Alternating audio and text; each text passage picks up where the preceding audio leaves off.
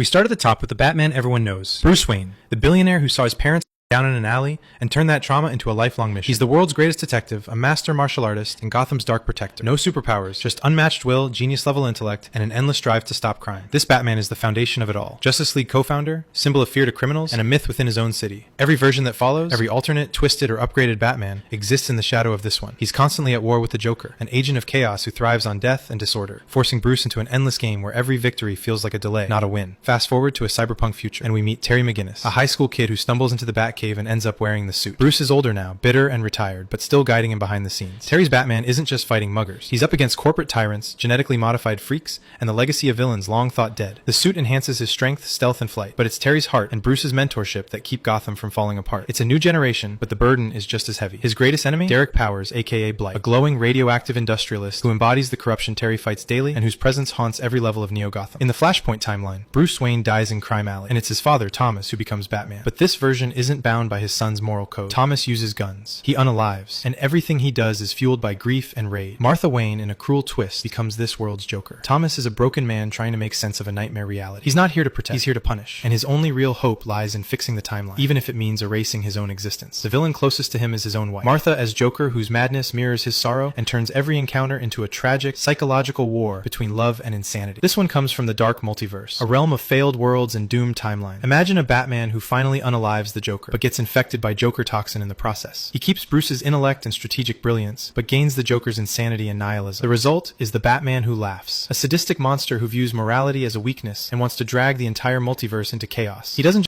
kill his enemies, he corrupts them, creates dark versions of heroes, and proves that the scariest Batman is the one who stops caring. His greatest foe is the original Batman himself. But this isn't a mirror fight. It's Bruce confronting what he could become if he ever truly let go of hope and gave in to the abyss. The Batman of Zern R began as an alien scientist named Talano, inspired by Bruce Wayne to become his planet's own Batman. In the original story, Bruce suddenly enters a daze, suits up, and unknowingly flies the Batplane to the planet Zern R, where he meets Talano, who had been monitoring his actions from afar. On this alien world, Earth's Batman gains enhanced abilities due to the planet's unique elements. Later comics reimagine Talano not as an alien, but as a violent, alternate personality of Bruce Wayne himself. He's more violent, more unpredictable, and dresses in bright, jarring colors. A notable Zern R villain is Dr. Hurt, a manipulative villain who tries to override Bruce's identity, making Zern R both a defense mechanism and a consequence of prolonged mental warfare. In the Red Rain storyline, Batman battles Dracula and loses more than just blood. He gets turned into a vampire, but instead of succumbing to darkness, he tries to use his powers to keep Gotham safe. That works, for a while. Over time, his hunger grows, and he starts crossing lines Bruce Wayne never would. He's faster, stronger, and more monstrous, but also more isolated. He drinks the blood of villains, loses allies, and eventually becomes something closer to a horror figure than a hero. It's not just a Batman story, it's a slow transformation into the thing he swore to fight. His greatest enemy is Dracula himself, the embodiment of ancient evil who tempts Bruce into becoming what he fears most, a predator who hides behind good intentions. When Bruce needs to go beyond human limits,